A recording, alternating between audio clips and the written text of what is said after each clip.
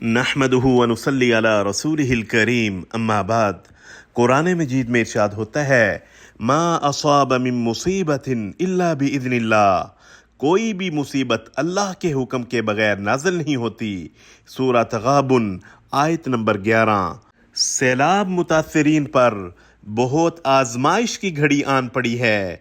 دنیا امتحان اور آزمائش کا گھر ہے۔ ارشاد ربانی ہے وَنَبْلُوكُمْ بِالشَّرِّ وَالْخَيْرِ فِتْنَةً۔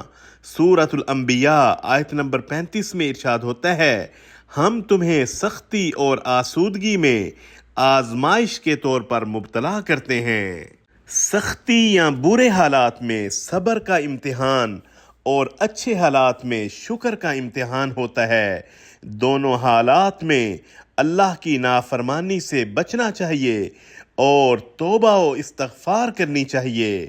سیلاب زدگان جن کے گھر تباہ ہو گئے، جانیں لٹ گئیں، مال و مویشی سیلاب کی نظر ہو گئے، جو اپنے ہی گھروں سے بے گھر ہو گئے، وہ توبہ و استغفار کرتے سختی کی اس گھڑی میں صبر کریں، اور وہ جو عافیت اور آسودگی میں ہیں وہ اللہ کا شکر بجا لاتے۔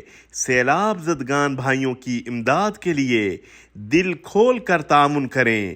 آزمائش کی ان گھڑیوں میں ہمیں اپنے بھائیوں کو فراموش نہیں کرنا چاہیے جو کھلے آسمان تلے ہماری مدد کے منتظر ہیں۔ سورہ حج آیت نمبر 77 میں اللہ تعالیٰ فرماتے ہیں وَافْعَلُوا الْخَيْرَ لَعَلَّكُمْ تُفْلِحُونَ، تم بھلائی کرو تاکہ فلاح پا جاؤ۔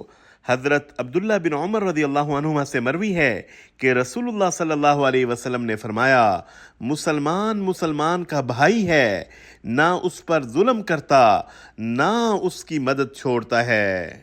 جو اپنے مسلمان بھائی کی حاجت پوری کرنے میں لگا ہو اللہ اس کی حاجت پوری فرمانے میں لگا ہوتا ہے، اور جو کسی مسلمان کی پریشانی دور کرتا ہے اللہ تعالیٰ اس کی وجہ سے اس کی قیامت کی پریشانیوں میں سے کوئی بڑی پریشانی دور فرما دے گا، اور جس نے کسی مسلمان کی پردہ پوشی کی اللہ تعالیٰ قیامت والے دن اس کی پردہ پوشی فرمائے گا۔